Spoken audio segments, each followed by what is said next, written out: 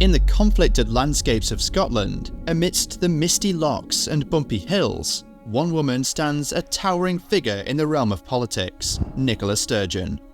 Over the years, she has commanded both admiration and scrutiny, shaping the fate of a whole nation with her leadership and drive. In this video, we're going to embark on a journey to unravel the enigma of Nicola Sturgeon and what's happened to her since her pivotal role in the Scottish National Party. Prepare to be enlightened as we uncover this Scottish leader's very essence, a woman whose influence still continues to shape the destiny of Scotland today. Let's hop right into the discussion. Who is Nicola Sturgeon? If you don't know already, Nicola Sturgeon is a famous Scottish politician who has served in the critical role of First Minister of Scotland since November 2014. She is also known for being the leader of the Scottish National Party, otherwise known as the SNP, and a member of the Scottish Parliament since its inception in 1999. Sturgeon represented the Glasgow South Side constituency. With such a vital role before her, it's no surprise that Sturgeon was ranked the UK's second most powerful woman after Queen Elizabeth II in 2016. Early beginnings. Let's rewind a little bit. Back in 1970, on the 19th of July, Sturgeon was born in Irvine, Ayrshire, Scotland. As she grew up and immersed herself in the wonders of education, Sturgeon studied law at the University of Glasgow, working as a solicitor before entering the world of politics. In character, Nicola Sturgeon is well known for her dominating leadership style, articulate communication skills, and exemplary commitment to advancing Scotland's interest within the UK and beyond. Sturgeon's career history. Sturgeon's career spans several decades. At just 16 years old, Sturgeon joined the SNP and became involved in its youth wing, showing off her passion for politics from the start.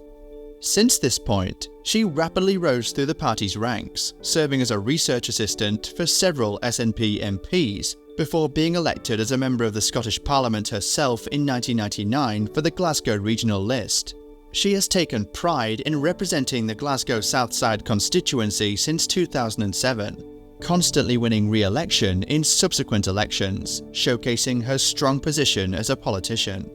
Let's talk about ministerial roles. Nicola Sturgeon has held a variety of ministerial roles within the Scottish Government. Probably most notably, she operated as Deputy First Minister as well as Cabinet Secretary for Health and Wellbeing under the leadership of Alex Salmond, a dominant figure in the Scottish nationalist movement who formerly served as First Minister of Scotland from 2007 to 2014. During this time, Sturgeon stepped up to her role and became critical in shaping healthcare policy and overseeing Scotland's health service. She operated to enhance access to healthcare, improve patient care, and address public health challenges, as well as championing healthcare reform initiatives and tackling public health challenges like smoking, obesity, and alcohol abuse through prevention strategies. Further on from addressing physical health, this politician has also been a very vocal advocate for mental health awareness and support, prioritizing investments in services directed towards mental health and implementing policies to improve the care surrounding this topic area.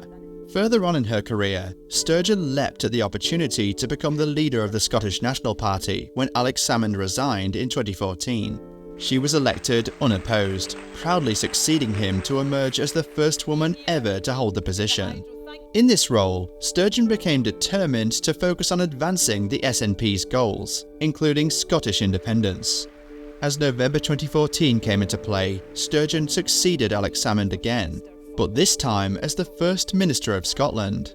Formally appointed by Queen Elizabeth II, Sturgeon was voted in, and her tenure has seen her guide her country through groundbreaking events, including Brexit and the coronavirus pandemic.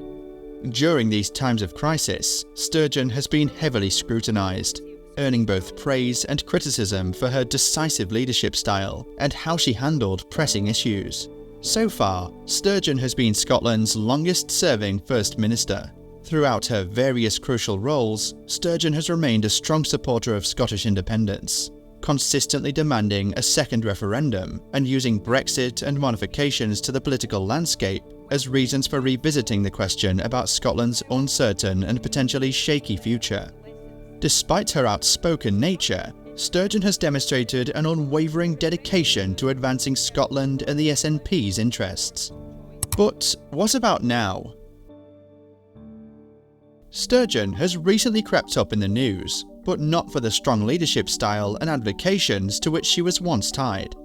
On the 28th of March 2023, Sturgeon resigned from office after 8 years as First Minister, a frame that spanned 3 Scottish Parliament terms. This move shocked many political observers, but not as much as her arrest by police, who were investigating allegations of financial misconduct. So, why was Sturgeon arrested? 50 days after Sturgeon's resignation, her husband and ex-SNP chief executive Peter Murrell was arrested in connection with an investigation, Operation Branchform, into the finances and funding of the SNP. Over £600,000 in donations was misspent by the SNP. Sturgeon's home was searched, and the police took a luxury motorhome from outside of Murrell's mother's property in Dunfermline. SNP Treasurer Colin Beattie was then arrested less than a fortnight later as part of the investigation, followed by his resignation.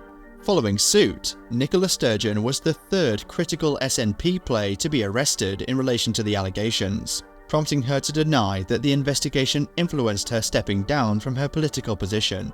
Internal critics within the SNP and a range of opposition leaders called for Sturgeon to step down as a member of the Scottish Parliament, or for new First Minister Yousaf to suspend her as they awaited the results of the investigation.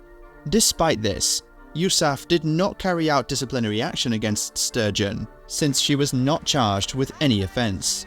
Concerning individuals outside of politics, this investigation has seen a decline in support for the SNP, despite Sturgeon claiming she has done no wrong and being dismissed without charge pending further police investigations. What does the investigation mean for Scottish independence and the SNP?